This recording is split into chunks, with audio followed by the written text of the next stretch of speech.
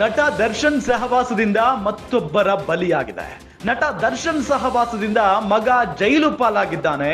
ಕೊರಗಿನಲ್ಲೇ ಪ್ರಾಣ ಬಿಟ್ಟ ಆರೋಪಿ ರಘು ತಾಯಿ. ರಘು ರೇಣುಕಾಸ್ವಾಮಿ ಕೊಲೆ ಪ್ರಕರಣದ A4 ಆರೋಪಿ. ಜೈಲು ಪಾಲಾದ ಮಗನನ್ನ ನೆನೆದು ಪ್ರಾಣ ಬಿಟ್ಟಿದ್ದಾರೆ ಮಂಜುಳಮ್ಮ. A4 ಆರೋಪಿಯಾಗಿರುವ ರಘು ತಾಯಿ ಕೊನೆಯುಸಿರೆಳೆದಿದ್ದಾರೆ. ಚಿತ್ರದುರ್ಗದ ಕೋಳಿ ಬುರುಜನಹಟ್ಟಿ ನಿವಾಸದಲ್ಲಿ ನಿಧನರಾಗಿದ್ದಾರೆ. ಪಾಪ, ಒಂದೆಡೆ ಅನಾರೋಗ್ಯ, ಇನ್ನೊಂದ್ ಕಡೆ ಮಗ ಜೈಲು ಸೇರಿದಂತ ನೋವು. ಕೊರಗಿ ಕೊನೆಗೆ ಮಂಜುಳಮ್ಮ ತಮ್ಮ ಪ್ರಾಣವನ್ನೇ ಬಿಟ್ಟಿದ್ದಾರೆ. ಇದ್ದೊಬ್ಬ ಮಗ ಈ ರೀತಿ ಜೈಲು ಪಾಲಾಗ್ತಾನೆ ಅಂತ ಪೋಷಕರು ಊಹೆ ಮಾಡಿರಲಿಲ್ಲ. ಈ ಹಿಂದೆ ಪ್ರಕರಣದಲ್ಲಿ ಸಿಕ್ಕಿಬಿದ್ದಿರೋ ಅನಿಲ್ ತಂದೆ ಕೂಡ ಮೃತಪಟ್ಟಿದ್ರು. ಇದೀಗ ಮತ್ತೊಬ್ಬ ಆರೋಪಿ ರಘು ತಾಯಿ ಕೊನೆ ಉಸಿರೆಳೆದಿದ್ದಾರೆ. ಒಬ್ಬರು ಅಂದ್ರೆ ಮಗ ಯಾವ ರೀತಿಯಾಗಿ ಇರ್ತಾನೋ ಅದನ್ನ ನೋಡ್ತಾ ಇರ್ತಾರೆ ತಂದೆ ತಾಯಿಗಳು ಕೂಡ. ಮಗ ಒಂದು ಕೊಲೆ ಪ್ರಕರಣದಲ್ಲಿ ಜೈಲು ಪಾಲಾಗಿದ್ದಾನೆ ಅಂತ ಗೊತ್ತಾಯ್ತಲ್ಲ ತಂದೆ ತಾಯಿಗಳಿಗೆ. ಒಬ್ಬ ಅಂದ್ರೆ ಈ ಹಿಂದೆ ಪ್ರಕರಣದಲ್ಲಿ ಸಿಕ್ಕಿ ಬಿದ್ದಿದ್ದಂತ ಅನಿಲ್ ತಂದೆ ಮೃತಪಟ್ಟಿದ್ರು.